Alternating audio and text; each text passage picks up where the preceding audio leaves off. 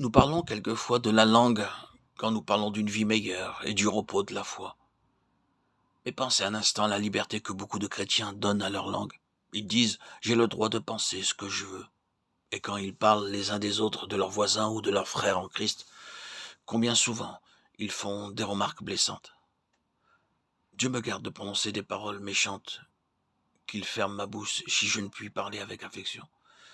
Mais ce que je dis est un fait. Combien souvent on trouve parmi les chrétiens qui travaillent ensemble dans la même œuvre des critiques acerbes, des jugements précipités, des paroles dépourvues de bienveillance, un mépris secret, une secrète condamnation des autres. Comme l'amour d'une mère couvre ses enfants et se complaît en eux, comme elle a une tendre compassion pour leurs faiblesses ou leurs manquements. Ainsi devrait-il y avoir dans le cœur de chaque chrétien un amour maternel pour chacun de ses frères et sœurs en Christ. Avez-vous désiré cela? L'avez-vous recherché? Avez-vous jamais plaidé auprès de Dieu pour l'obtenir? Jésus-Christ a dit « Comme je vous ai aimé, aimez-vous les uns les autres ». Et il n'a pas mis cela parmi les autres commandements, mais il a dit « Ceci est un commandement nouveau, le commandement unique. Aimez-vous les uns les autres comme je vous ai aimé ». Et quelle est la raison pour laquelle le Saint-Esprit de Dieu ne peut pas venir avec puissance? Rappelez-vous la comparaison dont je me suis servi en parlant du vase. Je peux mettre un peu d'eau dans un tesson, un débris du vase, mais pour qu'un vase puisse être rempli, il faut qu'il soit entier. Et les enfants de Dieu, lorsqu'ils s'assemblent à quelque église, société ou mission qu'ils appartiennent, doivent s'aimer les uns les autres intensément, sinon l'Esprit de Dieu ne peut pas faire son œuvre. Nous parlons de contrister l'Esprit de Dieu par la mondanité, le ritualisme, le formalisme, l'erreur ou l'indifférence. Mais je vous le dis, la chose qui attriste le plus le Saint-Esprit est le manque d'amour. Que chacun se sonde et demande à Dieu qu'il le sonde. Pourquoi nous est-il enseigné que le fruit de l'Esprit, c'est l'amour? Parce que l'Esprit de Dieu est venu pour faire de notre vie, de tous les jours, une manifestation de sa puissance divine et une révélation de ce que Dieu peut faire pour ses enfants. Pensez à l'Église en général. Que de divisions. Pensez aux différentes formes de culte.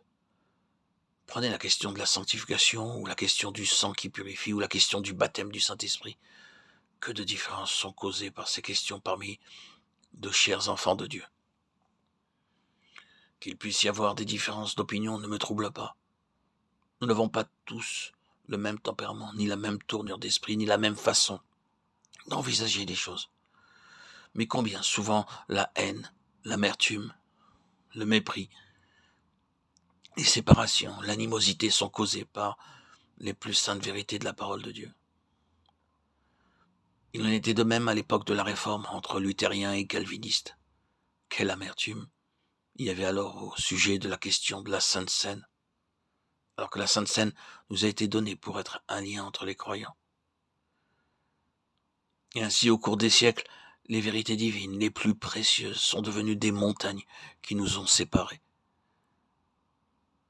Si nous désirons aujourd'hui prier avec puissance, si nous voulons réellement que Dieu nous envoie le Saint-Esprit comme un flot, il faut qu'aujourd'hui nous traitions alliance avec lui, que nous lui promettions de nous aimer les uns les autres d'un amour surnaturel. Êtes-vous prêt à le faire?